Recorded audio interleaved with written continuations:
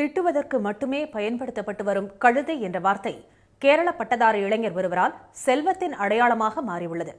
வேலையை உதறி கழுதை பண்ணை வைத்து கோடிகளில் சம்பாதித்து அசத்தி வரும் அந்த ஐடி ஊழியரின் அனுபவ வரலாறு இன்றைய இளைஞர்களுக்கு நிச்சயம் ஒரு ஆச்சரிய பாடம். கழுதையின் கன்னத்தை ஆசையாய் தடவிக் கொண்டிருக்கும் இவர் ஒரு MBA பட்டதாரி. சாப்ட்வேர் நிறுவனம் ஒன்றில் 50,000 ரூபாய் சம்பளத்துடன் பார்த்து கொண்டிருந்த வேலையை விட்டுவிட்டு கழுதை பண்ணையை ஆரம்பித்த புத்திசாலி. ஆமாம், கேரளாவின் எர்ணாகுளம் மாவட்டம் ராமமங்கலத்தைச் சேர்ந்த அபே பேபி என்ற இந்த புத்திசாலி தன் சொந்த கிராமத்தில் கழுதை பண்ணையை ஆரம்பித்த போது திட்டாதவர்கள் கேலி பேசாதவர்களே இல்லையா? എല്ലാവരും എതിർത്തു. എന്തുകൊണ്ട് കഴുത ഫാം? പക്ഷേ 1000 കുതിരയോ 10,000 കുതിരകളുണ്ടെങ്കിലും ആരും മൈൻഡ് ചെയ്യില്ല. പക്ഷേ ഞാൻ ആദ്യമായിട്ട് കുറച്ച് കഴുതകളുമായി എൻ്റെ ഈ സ്ഥലത്ത് വരുമ്പോൾ ജനങ്ങളുടെ എല്ലാം നെഗറ്റീവായിട്ടുള്ള കമൻറ്റുകൾ, പരിഹാസങ്ങൾ, ഓടി ആളുകൾ വരുന്നു, പരിഹസിച്ചിട്ട് മടങ്ങിപ്പോകുന്നു. പക്ഷെ അതായിരുന്നു, ആ നെഗറ്റീവ് കമൻസ് ആയിരുന്നു എൻ്റെ വിജയത്തിൻ്റെ പടികളുടെ തുടക്കം.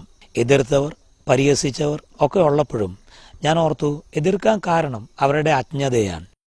சின்ன வயதில் பைபிள் படித்த போது இயேசுநாதர் ஏன் குதிரைக்கு பதிலாக கழுதையை மேய்த்து கொண்டிருக்கிறார் என்ற கேள்வி அபே பேபி மனதுக்குள் ஓடியதோடு கழுதை பாலில் ஏதோ விசேஷம் இருப்பதாகவும் நம்ப வைத்தது.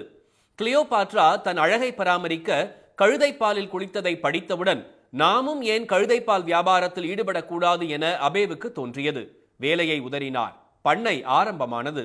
ஐடியை விட பியூட்டி தான் பலன் தரும் என்ற அவரது நம்பிக்கை வீண் போகவில்லை. IT വേഴ്സസ് ബ്യൂട്ടി എന്ന് പറഞ്ഞാൽ ഞാൻ പറയും, ബ്യൂട്ടിയുടെ മുമ്പിൽ IT ഒന്നുമല്ല.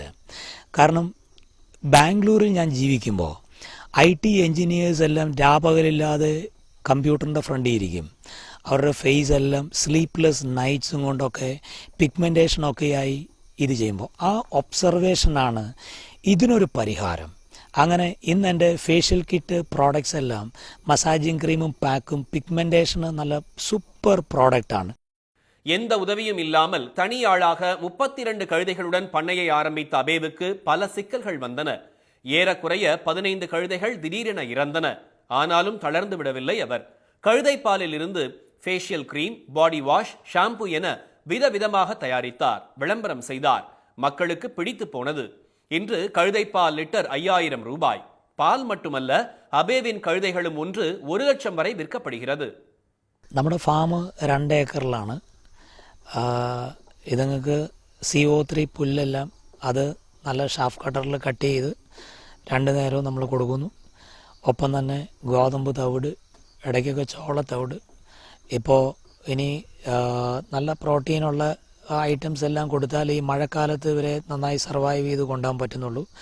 എനിക്ക് നല്ല I can proudly say that ഇന്ത്യയിലെ ഏറ്റവും നന്നായി വളരുന്ന കഴുതകൾ ഞങ്ങളുടെ കഴുതകളാണ്.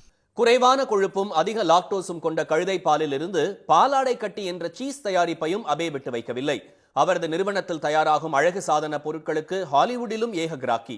ஃபேஷியல் கிரீம் சின்ன பாட்டில் விலையே 2000 தான் ஆரம்பம். பல நட்சத்திரங்கள் இப்போது அவரது நிறுவன வாடிக்கையாளர்கள். இனி யாரையும் கழுதை மேய்க்கத்தான் லாயக்கு என்று சொல்லிவிடாதீர்கள். அதற்கு இப்போது அர்த்தமே வேறு.